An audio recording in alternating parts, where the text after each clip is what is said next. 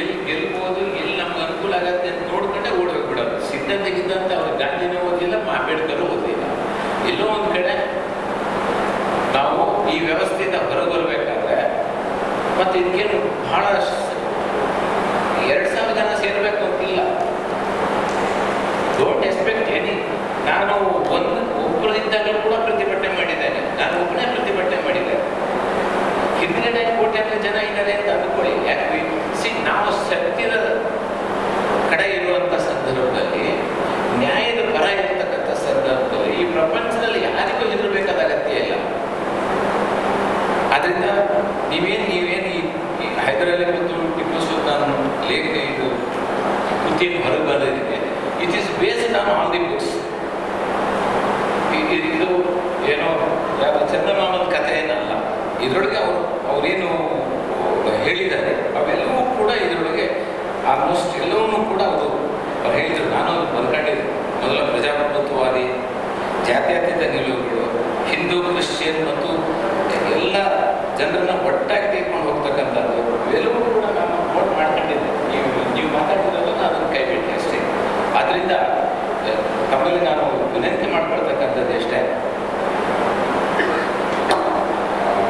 ಈ ಭಾಗದಲ್ಲಿ ಸಹಬಾಳ್ವೆ ಏನಿದೆ,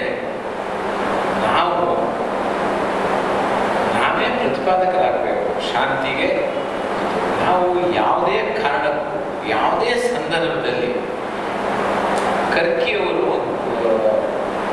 ಕರ್ನಾಟಕದ ಇದು ಸಾಹಿತಿ ಎಸ್ ಕರ್ಕಿಯವರು ಹಚ್ಚುತ್ತೇವೆ ಕನ್ನಡದ ಕನ್ನಡ, ಆದರೆ ಅದು ಬೆಂಕಿ ಹಚ್ಚಲಾಗಬಾರದು.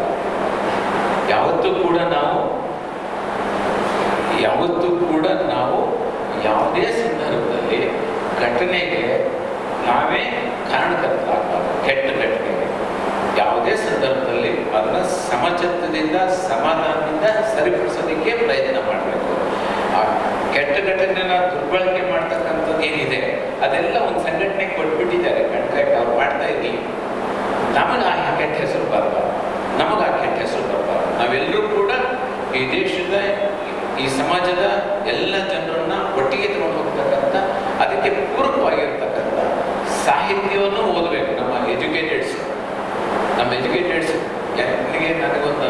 ನಾನು ಮಿನಿಸ್ಟರ್ ಆಗಿದ್ದೆ.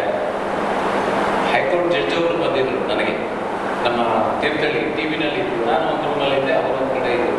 ಮತ್ತು ಅವರು ಮನೆಯವರಿಗೆ ಬರಕ್ಕೆ ಹೇಳಿ ಇರುತ್ತೆ. ಯಾಕೆಂದರೆ ಹೈಕೋರ್ಟ್ ಜಡ್ಜ್ ಆಗಿದ್ದರಿಂದ ನಾನೇ ಹೋಗ್ಬೇಕಾದ್ರೆ ಹೋಗಿದ್ದಾಗ ಆಗ ಕೇಳಿದ್ರು. ಅವ್ರು ನನಗೆ ಪ್ರಶ್ನೆ ಕೇಳಿದರು, ಕವಿಶಾಲೆಗೆ ಹೋಗಿದ್ದ ಎಲ್ಲ ಕಡೆ ಹೇಳಿದೆ. ಅನಂತಮೂರ್ತಿ ಬಿಡ್ರಿ.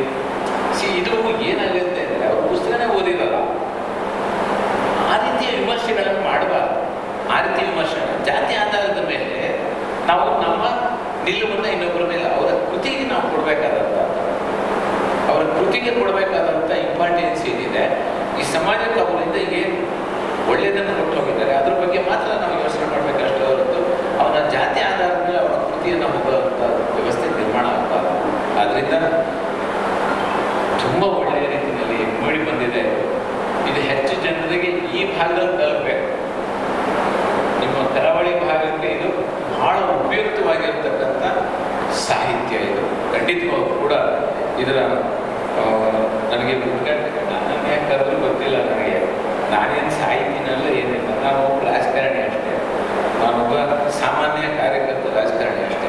ಆದರೆ ನನಗೆ ನೀವು ಕರೆದು ಇದು ಪುಸ್ತಕವನ್ನು ಬಿಡುಗಡೆ ಮಾಡಿ ಅಂತಕ್ಕಂಥ ಹೇಳಿದ್ದಕ್ಕೆ ಖಂಡಿತವಾಗೂ ಕೂಡ ನನಗೆ ಸಂತೋಷ ಆಗಿದೆ.